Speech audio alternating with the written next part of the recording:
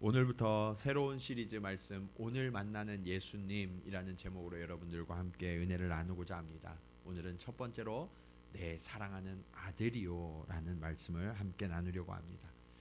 요즘 우리는 몇 년마다 반복되는 이 바이러스 때문에 참 어려운 시간을 지나가고 있습니다. 신종플루를 비롯해서 사스, 메르스에 이어 이제는 코로나에 이르기까지 사실 이 잘 보이지도 않고 알 수도 없었던 이 바이러스라는 존재가 우리 옆에 실제로 함께하고 있구나 하는 것을 경험하면서 그 존재를 느끼고 있는데, 정작 문제는 뭐냐면 우리의 구원이시오 우리의 왕이신 그분, 그 예수 그리스도의 실체는 우리가 그렇게 생생하게 느끼지 못하고 살아가는 성도들이 너무나 많다는 거예요. 모든 미디어마다 온통 코로나 바이러스 소식으로 가득 찬 시기를 보내고 있지만 우리는 지난 수요일 제수요일을 맞이했고 사순절 기간을 지나가고 있습니다. 예수님이 돌아가시는 그 십자가 사건 앞에 그 40일, 우리 그리스도인들은 이 시간들을 특별하게 여기고 우리의 삶을 어떻게 하면 정결하게 하여서 주님을 따라갈까, 그것을 고백하고 묵상하는 시간들이 이 사순절의 기간인데, 우리의 마음 가운데 예수보다도 이 바이러스에 대한 두려움이 우리를 더 지배하고 있는 혼돈의 시대를 우리는 살아가고 있습니다. 저는 오늘부터 우리 모두가 그리스도인의 본질로 돌아가기를 원합니다. 우리가 예배드리기 어렵고 함께 모이기 어려운 이 시대 속에서 오히려 주님을 향한 간절함이 우리 마음 가운데 살아나기를 원합니다. 하나님을 만나는 이 시간이 얼마나 소중한 시간인지, 하나님 앞에 예배드리는 이 시간이 얼마나 빼앗길 수 없는 시간인지 우리가 결단하고 그 하나님 앞에 겸손히 나오는 그 새로운 시작이 오늘부터 저와 여러분의 삶 가운데 시작되기를 원합니다. 오늘 말씀의 배경은 황량한 유대 광야입니다. 아무도 없는 그 광야에 그 요단강이 흐르는 한편에 한 사람이 서 있습니다. 낙타 털옷을 입고 메뚜기와 석청을 먹으면서 사람들에게 회개하라 천국이 가까웠느니라 라고 외치는 사람. 그 사람은 누구입니까? 예수님의 길을 예비하던 침례 요한이었습니다. 오늘 그가 외치는 이 현장에서 우리는 기독교의 아주 핵심적인 가치와 진리를 만나게 됩니다. 오늘 이 만남의 현장에 저와 함께 가보도록 하겠습니다. 예수님은 어떤 분이십니까? 첫 번째로 예수님은 우리를 위해 오신 분이십니다. 오늘 함께 읽은 13절 말씀을 보시면 예수님께서 갈릴리로부터 요단강으로 나아오셨다라고 말씀하고 계세요. 그런데 이 나아오셨다라는 이 표현은요, 예수님이 의도를 가지고 일부러 나아오셨다라는 표현이에요. 지나가다가 우연히 저기에 누가 있네 하고서 들르신 게 아니라 일부러 계획적으로 그 자리를 찾아가셨다라고 말씀하고 있어요. 유대인은 30살이 되면서부터 공식적인 일들을 할 수 있게 됩니다. 그래서 예수님도 30세가 되시면서 본격적인 사역을 시작하시는데, 그 사역의 첫 번째가 무엇이었냐? 유대 광야에 있는 요한을 만나서 침례를 받으신 일이었다라고 말씀하고 있어요. 그런데 요한에게는 이 날이 어떤 날이었을까요?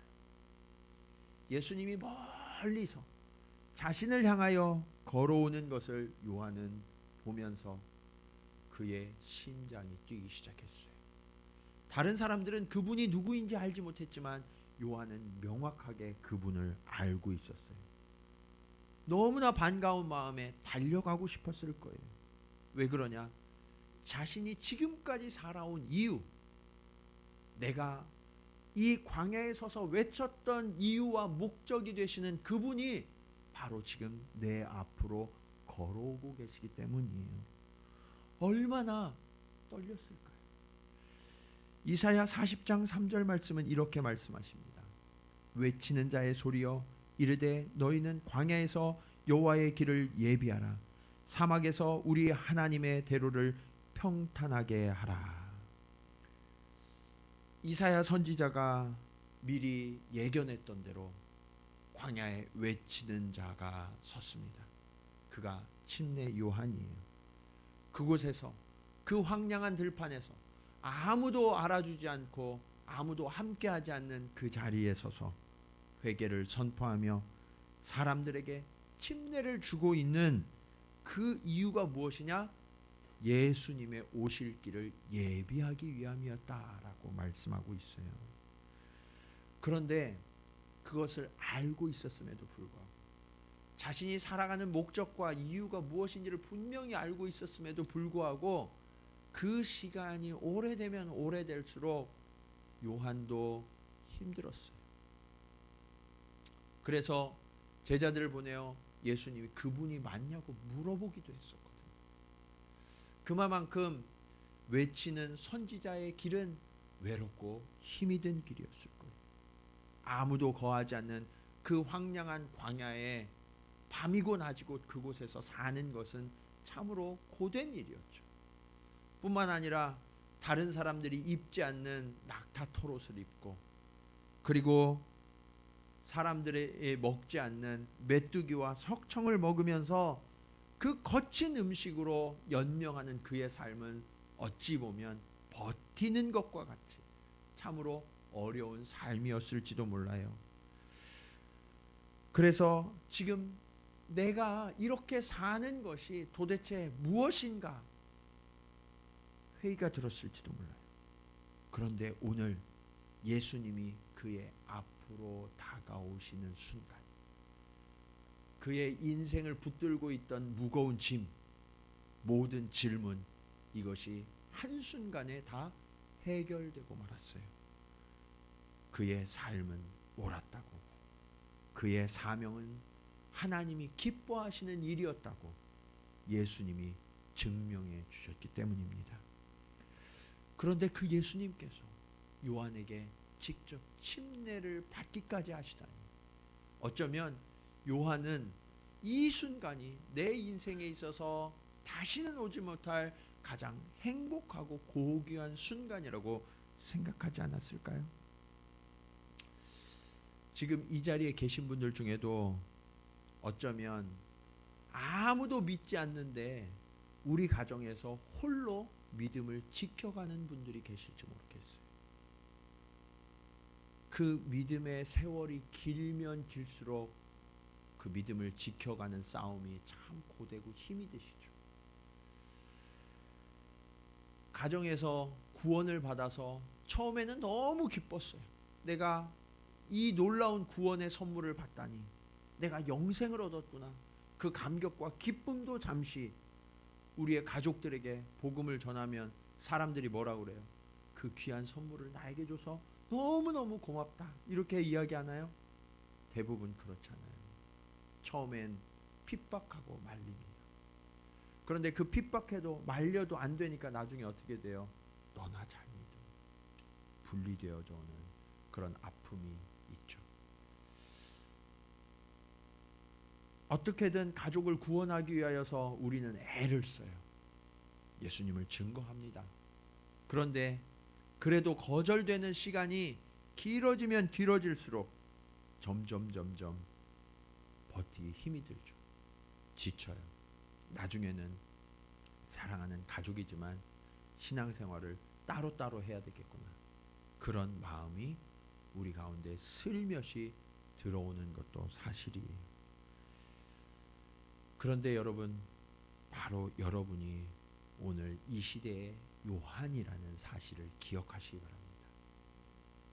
홀로 있는 것 같아도, 이것이 아무도 알아주지 않는 것 같고, 내가 여기서 외치는 이 소리가 아무 반응을 얻지 못하는 것 같아도 오늘 주님이 저와 여러분에게 찾아오셔서 말씀하세요. 너의 외침을 내가 들었노라고. 너의 길이 옳은 길이라고. 내가 너를 안다고. 주님이 그렇게 찾아오셔서 여러분을 위로하시고 여러분을 격려하시면서 함께 해주시는 은혜를 경험하기를 축원합니다. 이 일본 땅에서 선교하는 일도 마찬가지예요. 아무도 복음에 귀를 기울이는 사람들이 없어요. 더 부유하고 더 풍요로운 땅에 살면서 넉넉한 음식을 먹는 이 사람들에게 예수 그리스도를 증거하는 것은 좀처럼 쉽지 않은 것 같아요. 제가 일본에서 선교하시는 선교사님들을 만나보니까 20년, 30년 동안 열심히 선교를 하면 정말 잘하면 20명 정도의 결실을 맺는 분들이 거의 대다수시더라고요. 여러분, 그렇게 한 사람 한 사람 최선을 다하지만 다른 나라로 갔던 동료 선교사들의 모습을 보면 그곳에서는 수천 명, 수만 명이 주께로 돌아왔다는 그러한 놀라운 소식들을 듣게 되고 곳곳에 교회가 세워지고 주의 제자들이 일어난다는 그러한 소식을 들을 때마다 내가 초라해지고 위축되는 선교사님들이 얼마나 많은지 모릅니다. 그분들을 더 힘들게 하는 게 있어요. 그게 뭐냐면 처음에는 적극적으로 선교에 동역하고 후원하던 교회와 단체, 개인들이 조금씩 함께 지쳐가는 거예요. 선교에 결실이 없다고, 열매가 없다고, 다른 더 열매가 많은 곳으로 후원을 돌리겠다고 외롭게 서서 그렇게 분투하는 선교사님들이 이 땅에 얼마나 많은지 몰라요. 그렇게 지쳐있는 분들을 향해 오늘 주님은 찾아오십니다. 그리고 여러분이 걸어오신 그 믿음의 길, 사명의 길이 결코 틀린 것이 아니라고, 하나님께는 너무나 가치 있고 소중한 길이라고 주님이 일부러 그곳에 찾아오셨다는 사실을 기억하시기 바랍니다. 오늘 여러분의 싸움은 여러분만의 싸움이 아니라는 거예요. 주님이 함께 싸워주시겠다고 말씀하고 있어요. 사랑하는 여러분, 침례 요한이 혼자가 아니었듯이 오늘 여러분도 혼자가 아님을 기억하시기 바랍니다. 이제 그 주님의 손을 붙드세요. 그 주님과 함께 하심을 누리세요. 그러면서 이 믿음의 선한 싸움을 끝까지 달려가는 저와 여러분 되시기를 주님의 이름으로 간절히 축원합니다. 자, 그렇다면 여러분을 찾아오신 그 함께 하시는 예수님은 어떤 분이실까요? 두 번째로 예수님은 죽음을 이기신 분이시다라고 말씀하고 있어요. 요한을 찾아오신 예수님은요, 친히 물로 들어오십니다. 그리고 요한에게 침례를 받겠다고 요청하세요. 그러자 깜짝 놀란 요한이 14절에 이렇게 말씀하십니다. 요한이 말려 이르되 내가 당신에게서 침례를 받아야 할 터인데 당신이 내게로 오시나이까.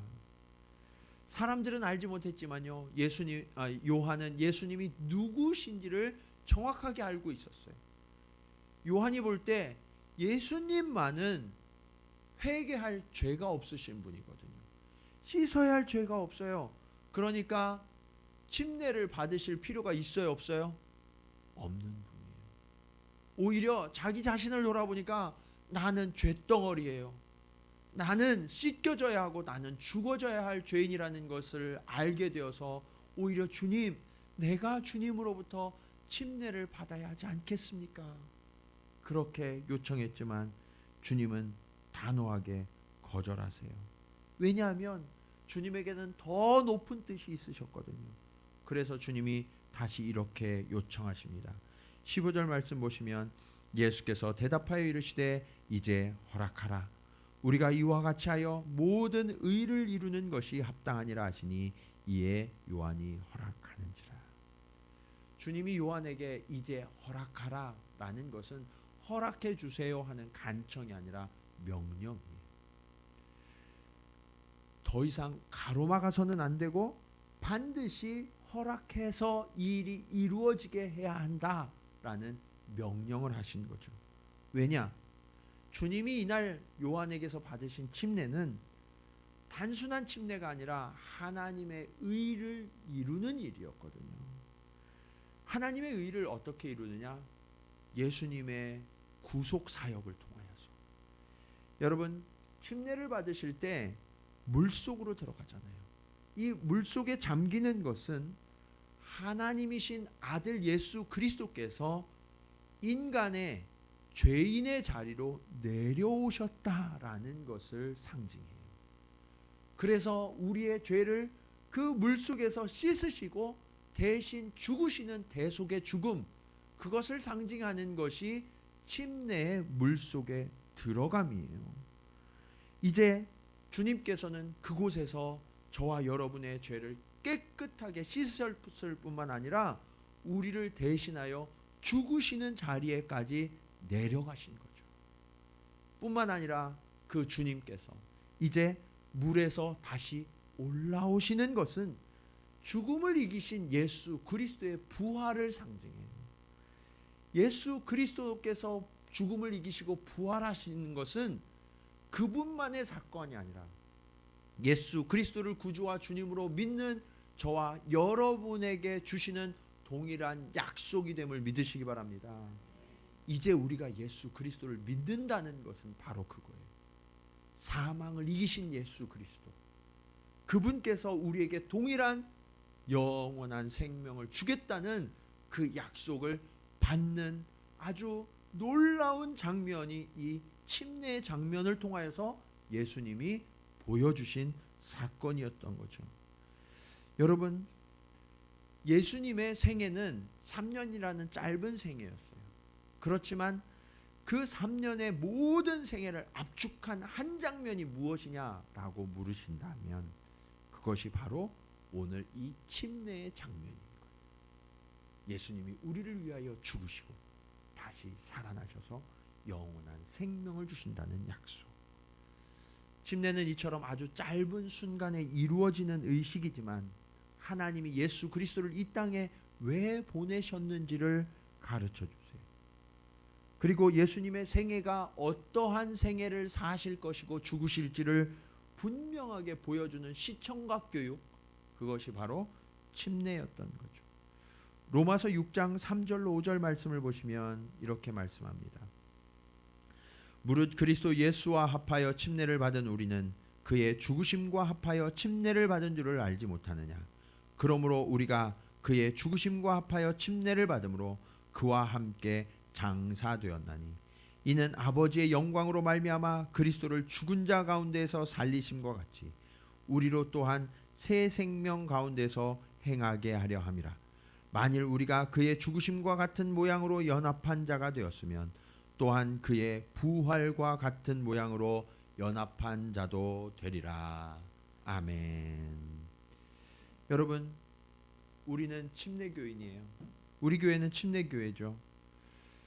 우리 침례교회와 교인들은요, 이 예수 그리스도께서 받으신 이 침례 모범을 따라서 나를 욕심으로 이끌던 이 옛사람이 물속에서 장사 지낸 바 되고, 그리고 하나님께 속한 새 사람이, 거룩한 사람이 다시 일어나서 그 아버지의 뜻을 따라 살겠습니다 하는 결단으로 침례를 받는 거예요. 물론 세례도 동일한 의미의 의식이에요.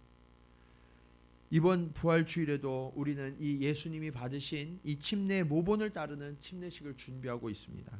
혹시 아직까지 여러분들이 예수 그리스도를 구주와 주님으로 영접하셨음에도 불구하고 세례나 침례를 받지 않으신 분들은 교역자에게 신청하셔서 이 예수님의 본을 따르는 그러한 일들이 우리에게 계속되기를 적극적으로 권면합니다. 여러분, 이 침례 의식은요, 무엇과 비슷하냐면 결혼식과 비슷해요. 결혼식을 치른 사람들은요, 그, 그날부터 삶의 태도가 달라져야 돼요. 결혼식 전에는 그 전날까지는 한 사람의 처녀여 총각으로 지내죠. 자유로운 존재예요. 그러나 성혼 선포가 이루어지는 그 순간부터는 자기가 주장할 수 없게 돼요. 그 순간부터는 남편은 아내의 남편으로서, 아내는 남편의 아내로서 존재하게 되는 거예요. 어떤 사람들은 이것을 구속이라고 이야기해요. 그러나 여러분, 그것은 구속이 아니라 아름다운 연합이에요. 아멘이 없으시네요. 네. 이 아름다운 연합의 비밀이 우리에게 이루어지고 있는 거예요. 그런데 이것과 동일한 신비를 가진 것이 성도의 신자의 침례인 거예요.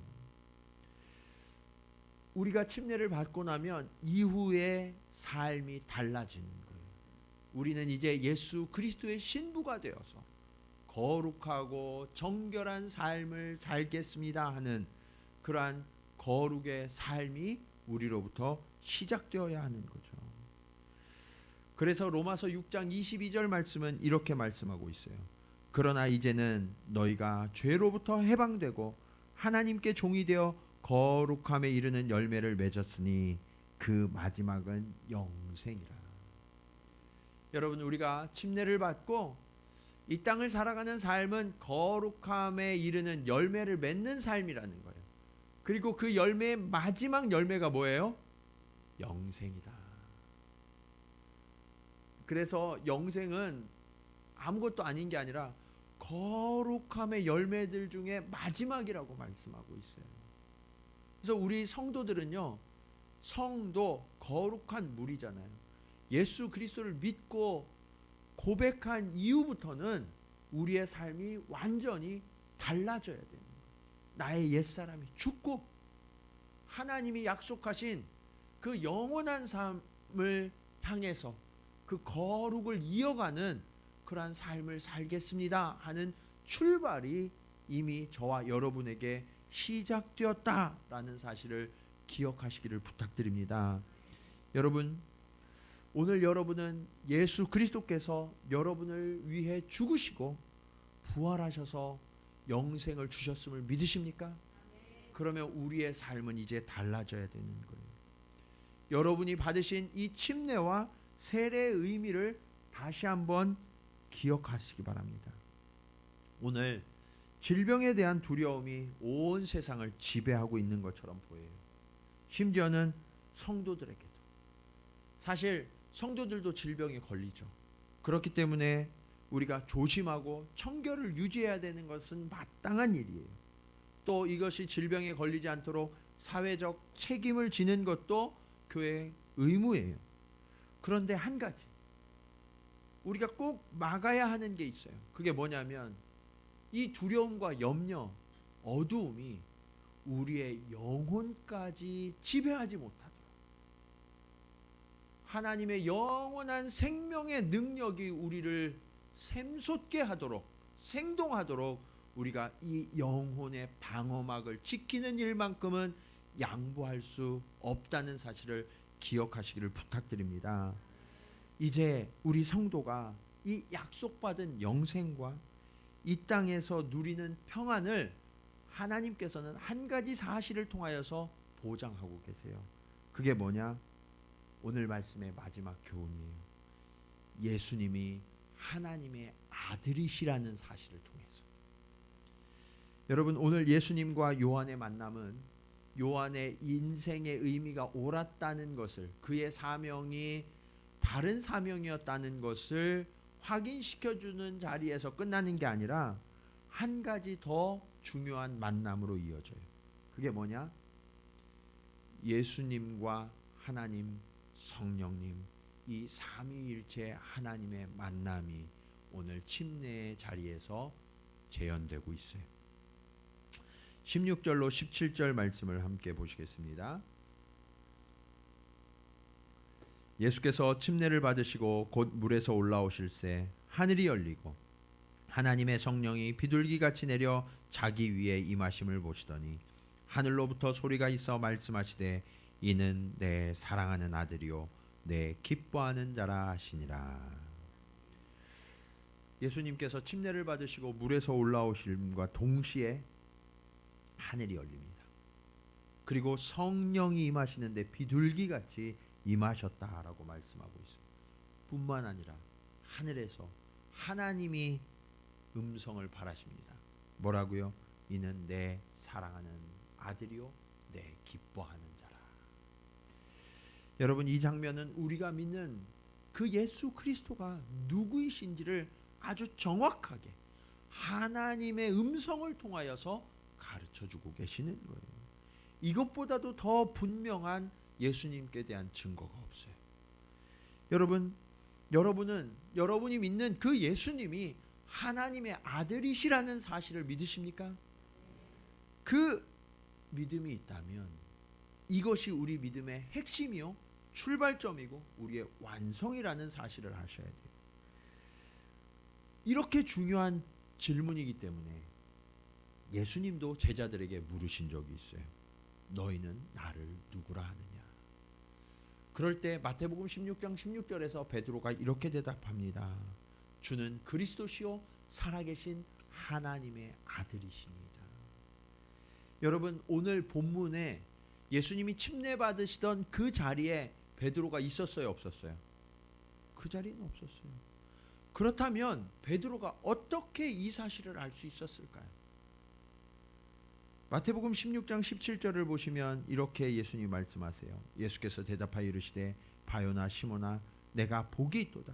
이를 내게 알게 하니는 혈육이 아니요 하늘에 계신 내 아버지시니.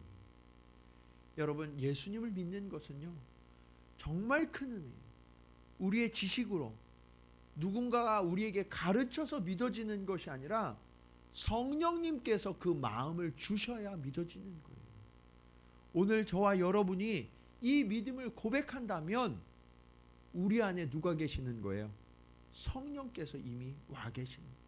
그러면 이것이 믿음의 증거가 되는 거거든요. 근데 어떤 믿음이냐? 예수님이 하나님의 아들이시라는 믿음. 여러분, 예수님은요 인간의 몸을 입고 이 땅에 오신 완전한 인간이셨지만 동시에 하나님이셨다라고 말씀하고 있어요. 이 사실만 우리가 확신한다면 그 다음에 모든 문제는 아무것도 문제가 되지 않아요. 왜냐? 하나님이시고 하나님의 아들이신 예수님, 그분이라면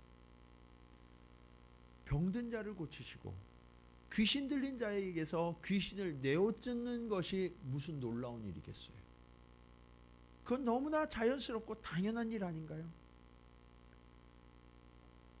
온 우주 만물을 창조하신 그분이 예수 그리스도시라면 풍랑이는 바다 한가운데 서서 바람과 바다를 명령하여 잔잔케 하심이 어찌 불가능한 일일까요?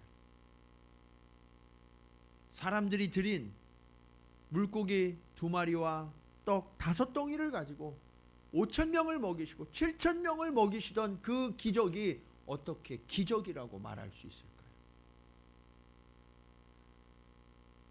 예수 그리스도가 하나님의 아들이심을 믿는 순간 그분이 행하신 모든 기적은 더 이상 기적이 아니라 그분의 자연스러운 행동이었음을 우리는 깨닫게 되고 믿게 되는 거예요.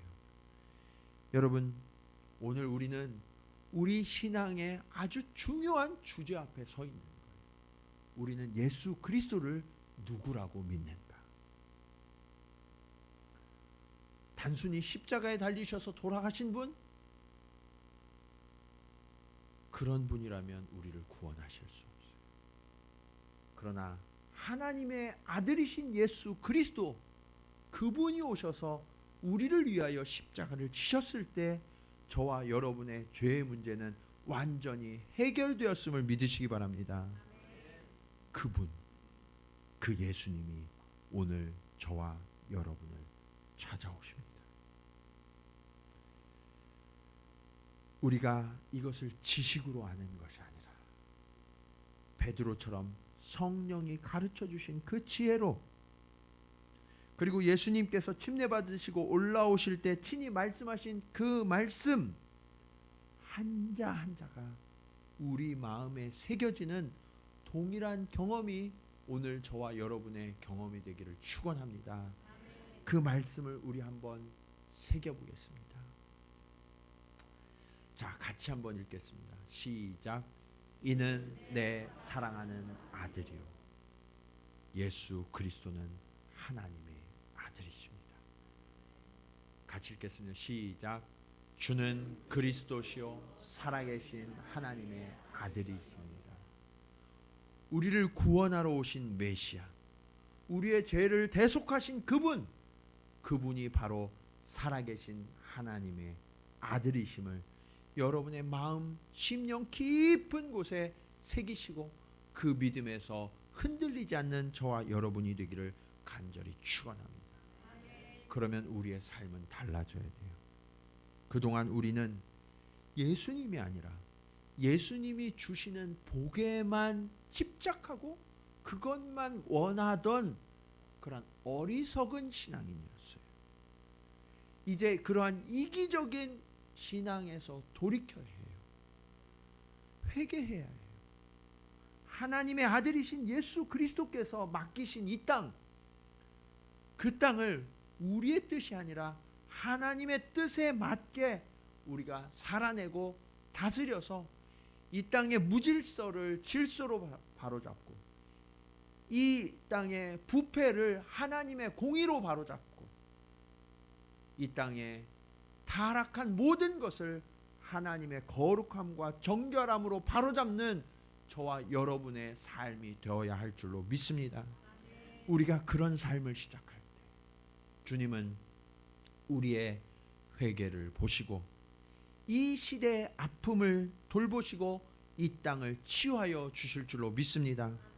이를 위해 우리가 더욱 깨어서 기도하고 두려워하고 염려하는 이웃들에게 생명의 주관자 되신 그 주님, 하나님의 아들이신 그 주님을 전하면서 이 거룩한 열매를 맺는 삶, 그리고 마지막에 영생을 얻는 그 삶을 향하여 지금부터 끝까지 흔들리지 않고 걸어가는 저와 여러분, 우리 동경 지구촌 교회가 되기를 주님의 이름으로 간절히 축원합니다.